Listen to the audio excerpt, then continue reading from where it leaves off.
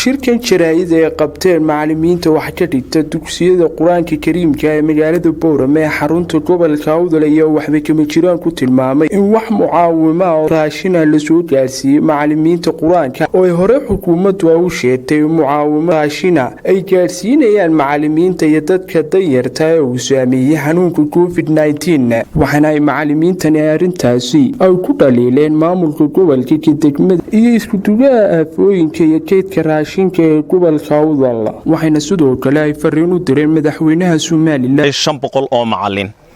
annagu afkoogii ku hadlayna wuxuu yiri awalba weyd la cusbeeyay waafiyeen uma qalayni waalidkood la cadaab maxay noo sadeereynay sunta noogu qarsheen war dadkani awalba wax lama siinaynin awalba wuxuu uma naan baahnayn laakiin xaadithada dhacday awgeed baan ugu baahanay waan soconay isku duwihii nala socdaan u tagnay wuxuu nagu yiri intuu warqadii ka qaaday isku duwo sida weegay buu yiri ma 500 macallin buu yiri ma 10 macallin bay ka badan yihiin macallimiinta Boorama jooga buu waa istise waa ku dheeldheel taalafteeda waxaan loo dul qaadan karina ninka u qaybsan waxyaalada raashinada iyo arrimada u qaybsan waan magac dhabayna qaytanika leeyahay ayaa yiri waxa la waxaan haynaa ma jirto anigu dad iniga itaal daran ayaa waxaan leh oo siinayna qolada gobolku iyagu waa qolada macallimiinta ku ciyaaray haday tahay gudoomiyaha gobolka ee gudoomiyaha degmada qolada qaabilsan mucaawanada gobolka oo lagu soo hagaajiyo khayte magaciisa la magacaabay dhammaan qolooyinkaasi macallimiinta way ihaaneysteen waxa weeyaan guddigii ay macallimiintu ay igmadeen oo la kulmay madaxdaasi sida hore leedinku soo sheegay way ku dheeldheeleen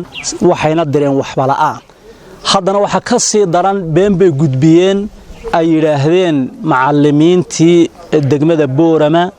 waaxihii ay magaalada ka koobnayd waan soo wada qornay raashinkiina way qaateen beentaasay gudbiyeen qolooyinka sarna waxaan sheegnaa warka ay u gudbiyeen ee raashinkan waan qaybno halkoodii baan gaarsiiyay yiraahdeen waxba inay ka jiraan been tahay kulli alxamdulillaah rabbil caalamiin salaatu wassalaam ala rasuulillaah sallallahu alayhi wa ala alihi wasahbihi ajmaciin kelimadu ma ku darayaa waxa weeye walaalahay baa soo dhameeyay ilaahay khayr ha siiyo arinta aan soo gudbinay in madaxweyne iyo madaxweyne ku xigeen iyo qolada gudidaba waxa laga rabaa al-cadaalad hadii cadaalad la helo cadaaladu dad ba qabanaysa maxaan la cabasho badan iyo dib badan baa ka jira maxaan lahaay waxa weeyaan saala idin soo sheegay macallimiinta ina la qiimeyn waay bal macallimiinta hadaba la qiimeyn waay awal lama ba arki jirin oo quraan bay dhigayeen salaada subax laga bilaabay ilaa maqribka ay ka soo bixi jireen cidna may ogeyn quraanka ilaahay bay dadka gaarsiinayeen qof kasta qalbigiisa laga helo waxa marka qoladii dawladda ka tirsaneyd isku duwihii markuu qoladii maamulkii u tagay macallin baa laga dhigay sidii macallinka loo ihaanaysanay baa loo ihaanaysanay xagay marta halka ixtiraamkii hatta isku lahaayeen xaqiiqii mareen marka wax leenahay war dadka quraanku quraanku 600 ee macallin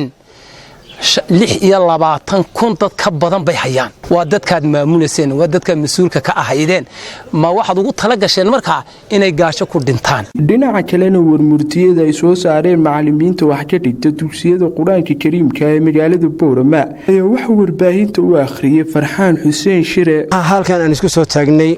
anagu ah macallimiinta gobolka Awdal ee khaasatan degmada Boorama ee macallimiinta quraanka ah in aan dhowr arrimood halkan ka bayaamino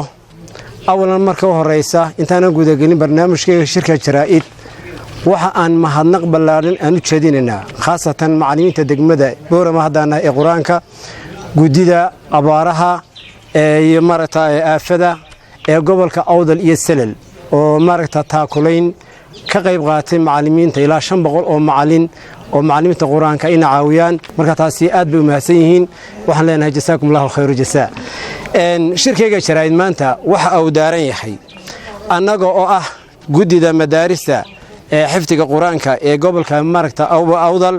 khaasatan degmada Boorama annagoo ku hadlayna afka macallimiinta ee madaarista quraanka ee kariimka in aan cadayno si cadna aan u tilmaano on cadayno yaana maxaan ku wadaada sida loola dhaqmay macallimiinta quraanka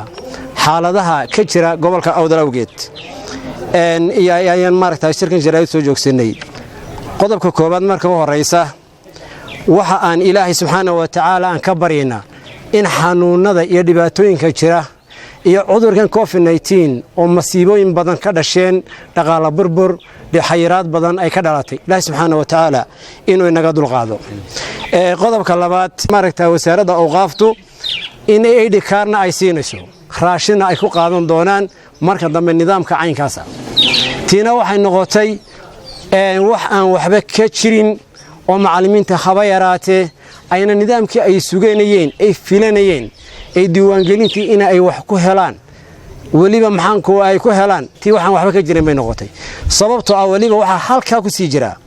oo ka muuqda xaalad dacfiga ku jiray macallinku oo waqti duruufeed ku jiro ayaa waxa la yiri waliba macallinka $5 kiin hadii kale kuma diiwaangelinayo waliba waxa la yiri sawir soo qaad qaarkood waxa dhacday inay amaahdaan qaarkood waxa laga yaabaa in hebel wala marata bal maxaanku dhadaa kamardan sawirka yariga bixidaadan wadciga duruufta noocaasa waxa habooneed wasaaradda awqaaftu ID cardka macallinka loo sameeyay ma diidanin ha loo sameeyo laakiin waqti kale in la eegatay ahayd laakiin waqti ay ducfi ku jirto macallimiinta ay duruuf ku jiraan in la yiraahdo ID card baan ku sameeynaya oo haddana la yiraahdo raashin baan ku sameeynaya tiina ay noqotay waxaan waxba ka soo jirin waxa kale oo bayaaminayna oo cadaynayna maxaan ku dhadaa sheegashada cidda waa imaarata qaabilsan gobolka awdal يعني caawimooyinka u qaabilsan maxaan ku dhahay sheegashada ay sheeganayaan in ay ku jireen liiska dadka wax loo qaybiyay oo 4800 ha macallimiinta sheegashada ay sheegeen haba yaraateen waxba ka jirin iyagoo sheegay waliba cidaasi waliba sheegtay inay macallimiinta soo qorteen taasi markaa waxaan u sheegaynaa shacabka Soomaaliland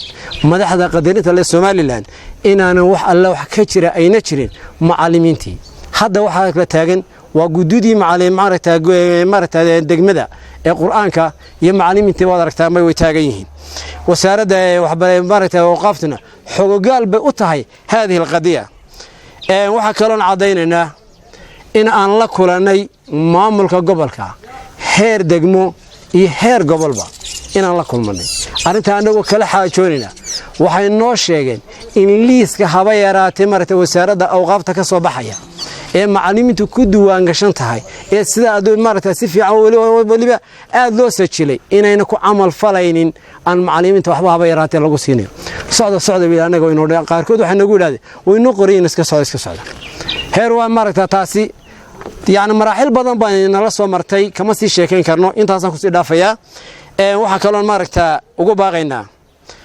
madaxweynaha jamhuuriyadda Soomaaliland mudane Muuse Biixi Cabdi iyo gudida COVID-19 inay duruufaha macallimiinta quraanka ay hoos u fiiriyaan wadcigan duruufta ee jira inay hoos u fiiriyaan maxaan qortaa macallimiinta waxa la soo xiray albaabada loo xiray madaarista bishii 3-19 intii ka dambeysay way xiran yihiin wadci bay ku jiraan waxa waliba la sheegay oo gudida ay sheegeen maxaan ku dhadaa madaxweyne ku xigeenku u saaray arimaha aafooyinka iyo dhaqaale ururinta inay ku jiraan 6000 ee qoys ee la caawinay macallimiinta quraanku haba yaraatee maanta waxa ka soo baxay gobolka awdal 4800 in loo qaybiyay macallimiinta quraanka oo 500 iyo saayid ahaana haba yaraatee liiska ayna ku jirinba Cabdirasaaq Umar Macadawliyo telefishinka codka bariga Afrika Boorama